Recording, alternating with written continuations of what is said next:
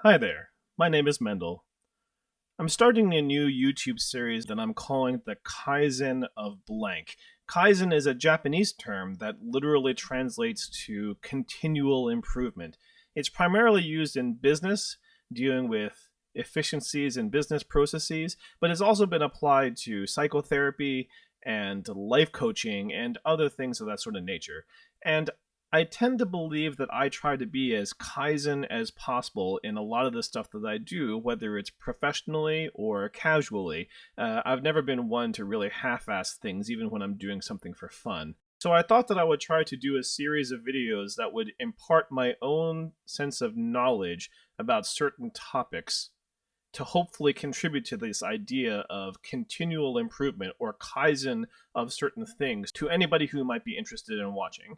Some of these are going to be recurring series because I want to do a Kaizen of Max programming. I want to do a Kaizen of video games. I want to do a Kaizen of poker. Maybe some stuff on some other computer software, such as the new music notation program that I use called Dorico, different kinds of things like that. So the first episode I thought I would do would be an introduction to a program that I use called Max. Max is an object-oriented programming language that's used primarily for music. It's used to be able to create interactive things relating to MIDI numbers or to audio signals or to video. So I thought that I would create some basic patches just to give you an idea of what this program is all about. The way that Max works is a visual diagram that goes from object to object that's connected by patch cords. So let's say that I start with a basic object that is a cycle object, which means that it's going to give me an oscillating cycle tone of 440 hertz by default. I'm going to put that in through a multiply object so that we can get something to control volume, because we're going to multiply this cycle by this cycle signal by 0.01. We're going to throw this into a speaker object. It's going to be an EZDAC. And I'm going to connect this patch cord to here. I'm going to connect this patch cord to here. Oh, oops. Nope. This patch cord to here. And then we're going to hit the speaker and see what happens. So now you can see that you've got a 440 signal that's getting multiplied by this 0.1, and that's going through the speaker. Now, if I decide that I want to modify the volume, as an example, then what I'm going to do is I'm going to create a float object. The float I can then put into this right inlet here, and this is going to modify this number to whatever I want.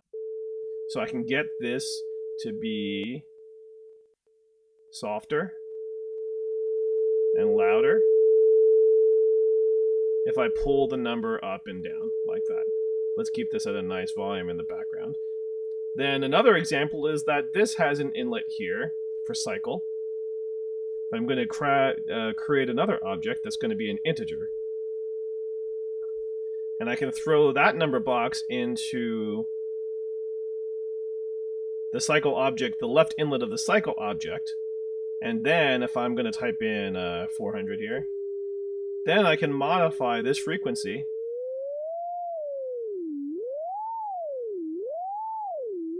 to whatever I want. Now this is a very basic patch, but it gives you an idea of how the visual language works. You generally start at the top, and you also go from right to left, because ordering can be very important when you're doing stuff in real time. And then you move yourself through the patch cords to then deal with output or to deal with modifiers. And the thing that you can discover is that these numbers, I'm controlling these numbers right now by just manipulating it with the mouse. But you can have those numbers come in via MIDI keyboard, via interpreting a frequency signal from an audio source, like if you're recording a live audio source, a streaming audio source, or you can do it through video stuff if you decide that you want to track pixels or color saturation on the video screen or brightness or different kinds of things of that sort of nature. So I thought I would show a couple more advanced examples of how this program can be used. And the first example is just a very silly example that deals with something that I've used this program for to create what I call a hair lotto. I've gone through various phases of long and short hair. And the reasons why I was long haired for a long period of my life were deeply psychological. And it was always a really big stressor for me to cut my hair because I can get stressed out about some really odd things. So I decided that I wanted to take the decision making part of whether I was going to cut my hair out of my hands and turn it into something that was pseudo random. So this happens in 4 different steps. I choose a number from, say, 1 to 36. Let's say that I want to cut my hair at some point between 1 month and 36 months from now. I would then have Max generate a random number from 1 to 36. And if Max's random number matched the number that I chose, then I would cut my hair that month. And if not, then I would go on to the next month and choose a different random number. But every month, I would reduce that random number by 1. So in the second month, I would choose a random number from 1 to 35. And in the next month, I would choose a random number from 1 to 34. So eventually, the chance that my hair would get cut would be greater and greater, all the way until it got down to the very last month, potentially 3 years later. And if it happened before that, if the number matched, then I just stopped the whole thing. So I'm just going to create that in real time right now. So we're going to start by saying that we want to create a random number. And that's just used by doing a random, and we're going to say 36.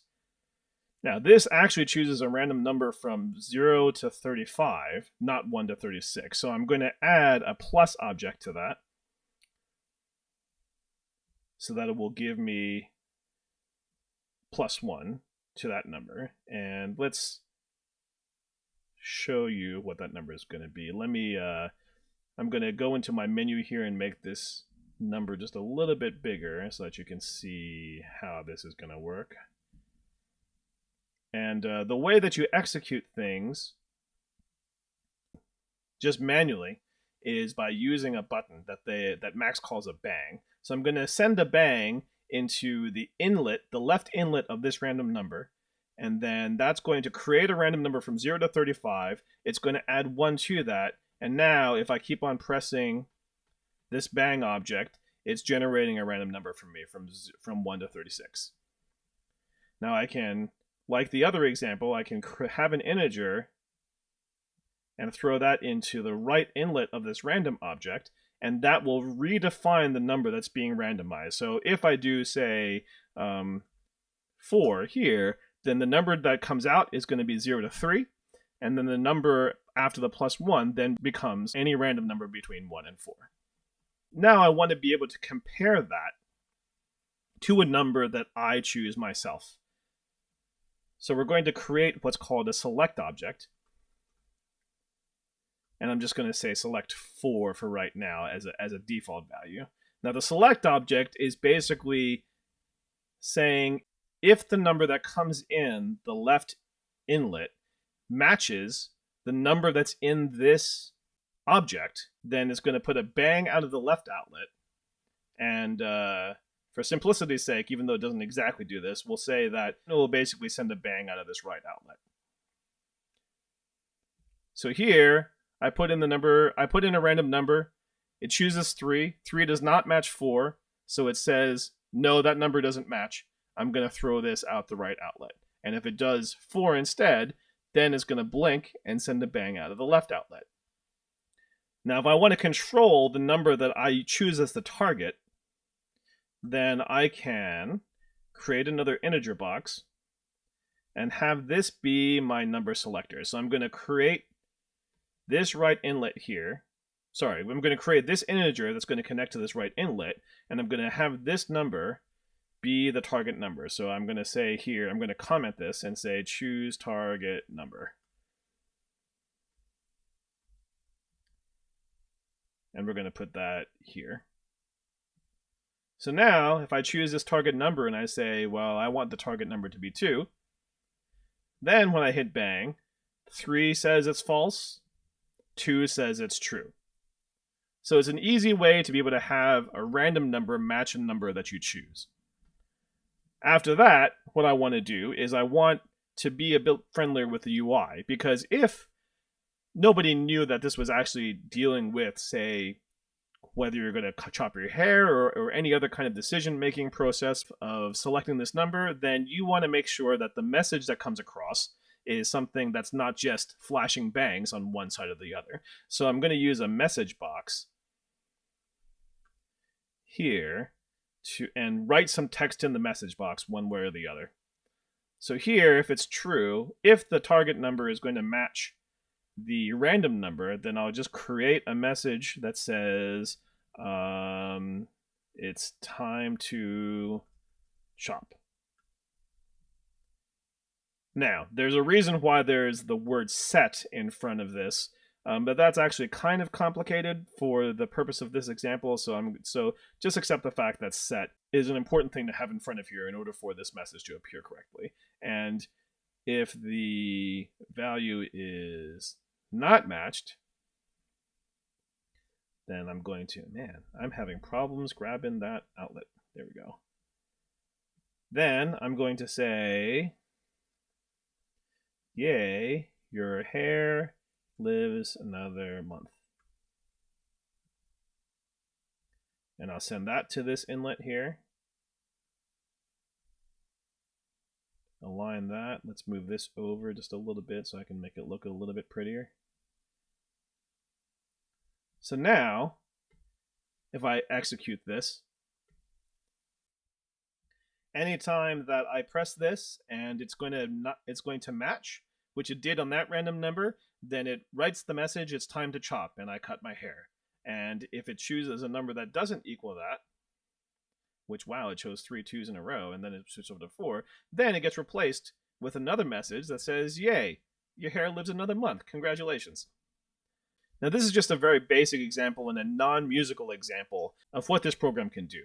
There's a really great tutorial that can show the power of how this program can be used in performance situations, and I'm going to pull that up right now.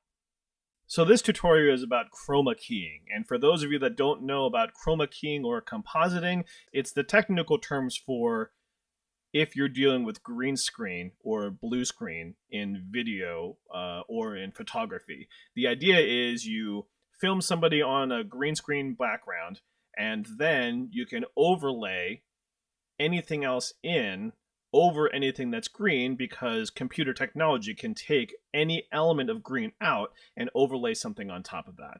And in this context here, in this tutorial, I've got both of these videos running here at the same time. And if I click on this blue area, that is the color that is being used as the key color to take out when you're compositing two different videos together. So now I can take this and I can use this variable max key, and I can say, okay, well, I want this video to be just with the blue screen at a value of 0, or I want this to be at a value at its full opacity at a value of 1. Now again, I'm doing this just with a mouse, but the thing that you can do is you can take numbers from anywhere, and you can have those numbers then be the value that allows for this number to go from 0 to 1. So I created a small subpatch here. This is a program that's inside of the program, and I'm just going to connect that up to this inlet here. And I'm going to open up this subpatch so you can see what's going on inside of it. What I have here is I've got a note in object, and the note in is taking input from a MIDI keyboard that I have handy. You're not going to hear anything, but I'm going to press some notes down, and what it's going to show you in these top 2 numbers here is the note number that I'm pressing, and it's going to show you the velocity of when I hold the key down, which is going to be a value from 0 to 127, and then it's going to show it to you a value of 0 as soon as I lift that note up. Any MIDI message when you're holding down, when you press keys, is going to give you that note number, and then the velocity down, and then that note number, and then a 0 when you pull the key up. Now, if you deal with velocity, then it's going to trigger that 60 twice, which actually I can illustrate by showing a bang object. So let me pull out a bang. And you can see that